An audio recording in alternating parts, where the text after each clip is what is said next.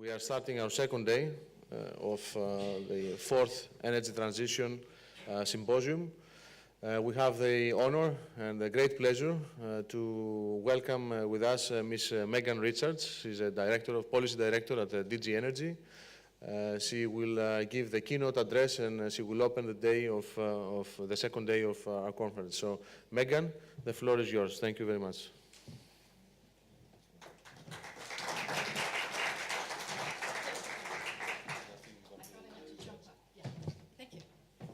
Thank you, Kostas. Good morning, everyone. It's always a pleasure to be in Athens, particularly to talk about the energy transition, not just in Greece, but also in Southeast Europe. There's huge potential in this area to drive forward the energy transition.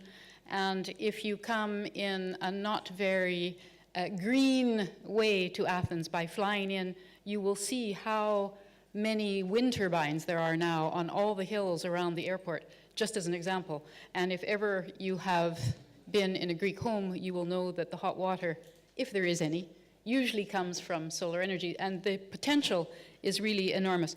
I want to talk to you very briefly today about what we're doing in the European Union, where we're going in terms of the energy transition, and moving towards net zero carbon emissions in the future. And of course, what are the implications and the impact, the potential impact on this area of Europe in particular. So the Energy Union, as you know, is an initiative, one of the top priorities of the Juncker Commission, one of the 10 top priorities that was established. The last and most recent report on the state of the Energy Union was adopted by the Commission on the 9th of April, just about a month ago. And that shows what great progress has been made in all 5 dimensions of the Energy Union, which are security of supply, the internal market, energy efficiency, decarbonization and renewable energy, and of course, increasing competitiveness and research and innovation in Europe. And in the context of security of supply, I think this is one of the most interesting things for this group to remember, and that is that when the Energy Union strategy began, there were a number of countries, particularly in Southeast Europe, that were entirely dependent on a single supplier of gas. And now there is only one country in Europe that is dependent on a single supplier. All others have a minimum of 2, and some usually 3. So that just gives you an indication of some of the progress that has been made in that context of security of supply. Also, of course, the development and expansion of the LNG production, trade and marketing has been particularly impressive over the last few years, another area where we see huge potential for further development. In the context of internal market, the electricity market design legislation, which was adopted by the Commission as part of the Clean Energy for All Europeans package, has now been finalized. It will come into effect in the next weeks. And of course, the directives have to be transposed by the member states, but this will also give an extra push to the electricity market progression in terms of decentralization, digitalization, improving the access of consumers to smart meters, making sure that renewables are better integrated and used in the market. So these are also very good and important aspects for bringing forward the energy transition, making our internal energy markets even more robust and active. Of course, in terms of energy efficiency, we have 2 new legislative acts on energy performance of buildings and a new target for energy efficiency by 2030, as well as in the area of decarbonization and renewables, a new renewables target for 2030, and of course these new decarbonization goals for trucks, vans, and lorries, which are introduced to reduce carbon emissions there. I want to talk to you particularly about the governance regulation, which is something completely new to Europe and requires member states to introduce national energy and integrated energy and climate plans. These, as most of you know, were to be submitted at the end of December last year, and all member states have now submitted their draft national integrated energy and climate plans. These are important because they show the investors where future initiatives and investments will be made by member states, where they're planning to go in terms of rolling out new interconnections, new infrastructure, how they're planning to go forward in terms of meeting their renewables and energy efficiency targets. And so this is why these draft plans are so very, very important. Now, obviously, they're only in draft state now.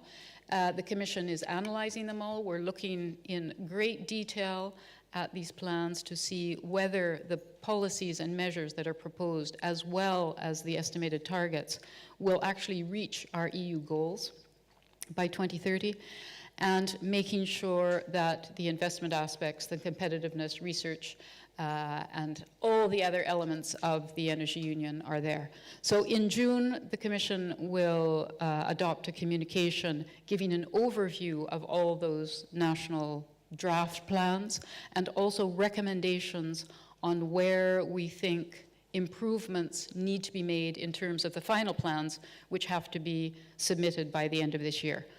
Regional cooperation and consultation with stakeholders is an area where we see, for example, even more potential for progress. And of course, a number of member states did not have time to do a full consultation with stakeholders before they submitted their drafts. But of course, at the time that they submit the final plans, they will have had a whole year to go into more detail on that. So we expect that that will improve and make more solid and robust those final plans. The other reason why I mentioned the governance regulation is that it has, of course, implications also for this area, because the energy community, which is composed of the 6 Western Balkan states plus Ukraine, Georgia, and Moldova, also in the future will have to adopt a governance regulation. And we will have to identify how and under what circumstances and what terms and conditions that governance regulation will have to apply to those states.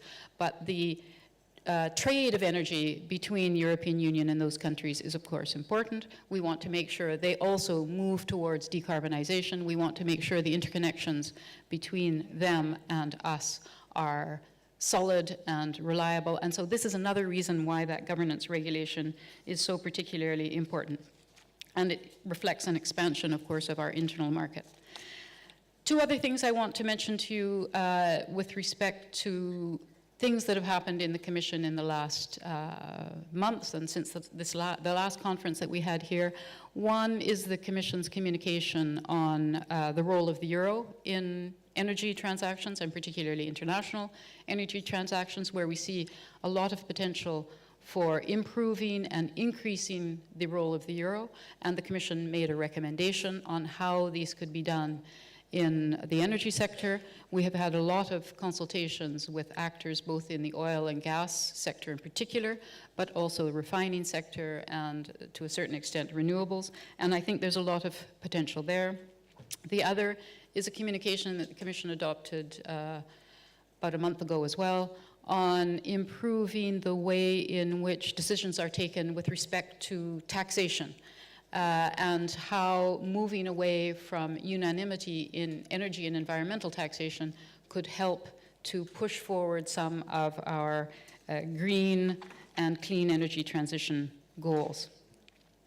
Then the not the last point, but the next to last point that I wanted to talk to you about is the long-term strategy. Many of you will have seen that at the end of November, the Commission adopted a vision for developing its long-term strategy for coming to net zero carbon emissions by 2050. This is a requirement, as you know, of the Paris Agreement, and the Commission has committed with the European Union as a whole to submit its long-term strategies by 2020. This is a requirement under the Paris Agreement.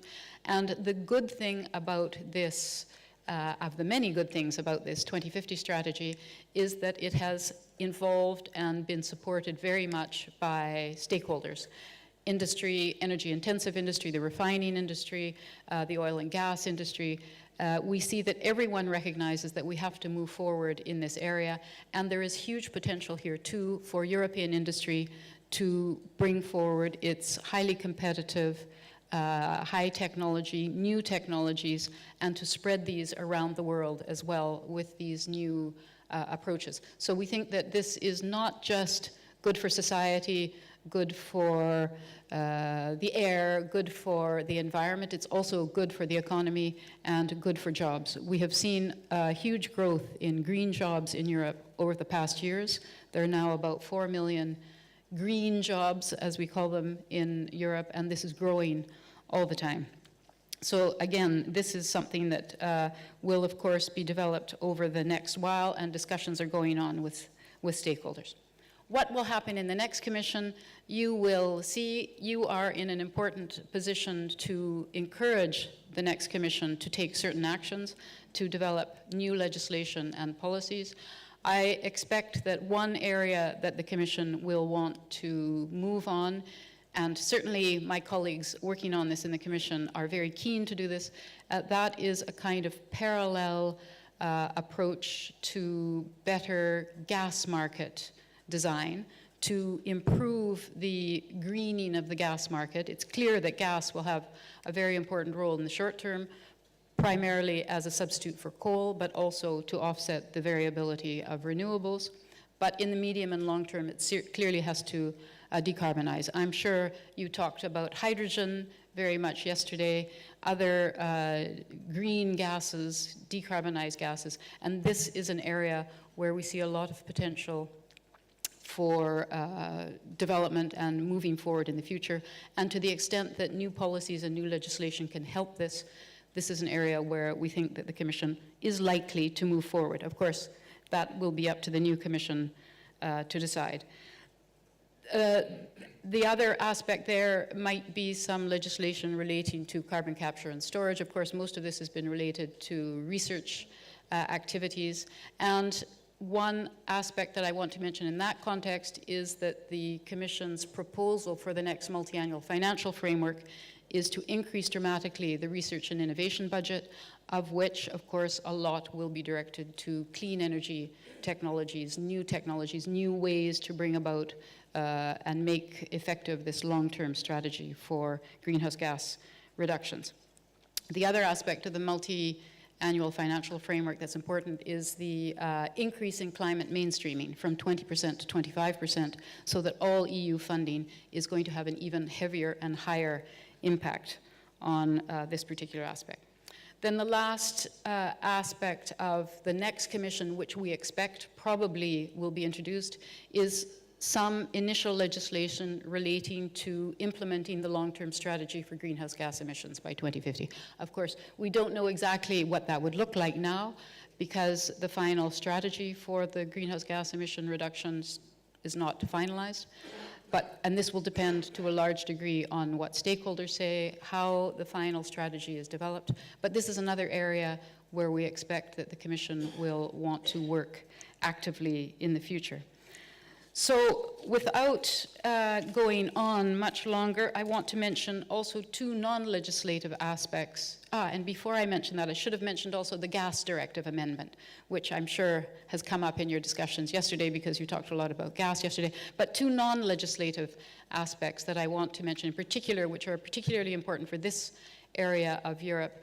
One is the Clean Energy for Islands initiative. You know, Europe has more than 2,000 inhabited islands, most of which have real challenges in terms of access to energy, and particularly clean energy. So this is something where we're moving very actively. It has very active participation from Greece and other southern European countries.